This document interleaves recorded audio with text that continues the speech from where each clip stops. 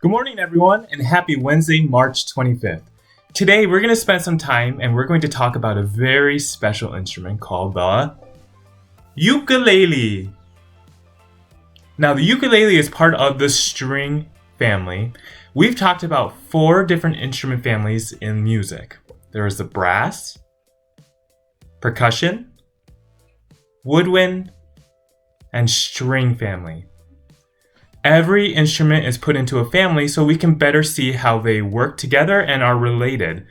When we talk about the ukulele, we say it's part of the string family because you can see there are strings. The strings are the main thing that makes the sound in the string instrument family. This instrument is related to the guitar, cello, violin, also known as another one is called the fiddle. There is also the bass, which is that big instrument that you may have seen in the music room. These all have strings that make sound.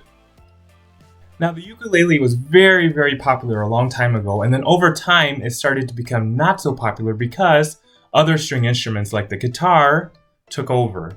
Now, today, many artists that we hear on the radio, many singers, use the ukulele to share their music.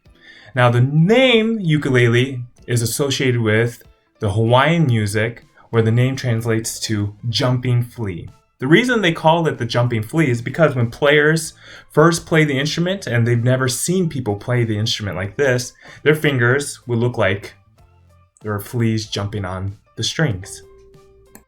Now, ukuleles usually come in 4 different sizes. There's a soprano, concert, tenor, and baritone. Most players begin on the soprano size, which is Hawaii's standard.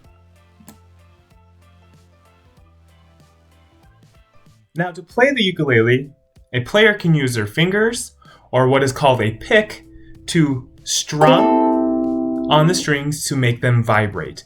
If I show you closely, you can see the strings vibrate really, really fast. That vibration is the sound that we hear through the instrument. Now, I promise you, the ukulele is not broken. There is what is called a sound hole. The sound from the strings goes into the instrument that is hollow. Hollow meaning that there's nothing inside of it. The sound echoes inside the instrument and then comes out a little louder for us to hear. Now, the ukulele does not have a bow like the violin or cello, and we just use our fingers and our hands. Now, a player can change their notes from higher to lower or lower to higher by using their left hand on what is called the fretboard. The fretboard shortens or lengthens the string to make it sound lower or higher. I'm going to demonstrate for you. So I'm going to pick this one top string right here. If I add one finger to this first part of the fret, it will sound like this. If I make the string shorter,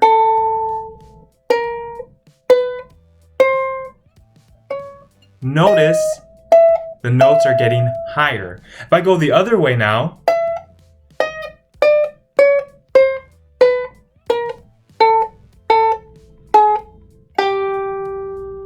it gets lower. Now, when playing the ukulele, you can either pluck the strings to change the notes, or you can strum all of them at the same time. It just depends on how you want the song to be heard. So sometimes players want to have the main song, all the notes being heard, and sometimes when they have the background for a song, they want just the chord. They want the strum. So I can sing a song using that strumming action and changing the notes on the fretboard. So here's an example of me using the strumming action on the ukulele and using my left hand's fingers to change the notes. The wheels on the bus go round and round, round and round, round and round. The wheels on the bus go round and round, all through the town. I hope you enjoyed learning more about the ukulele and how it works. If you want to watch some cool videos, I'm going to include some links down below where you can click and see some ukulele players playing. Miss you all, and I hope you have a musical day.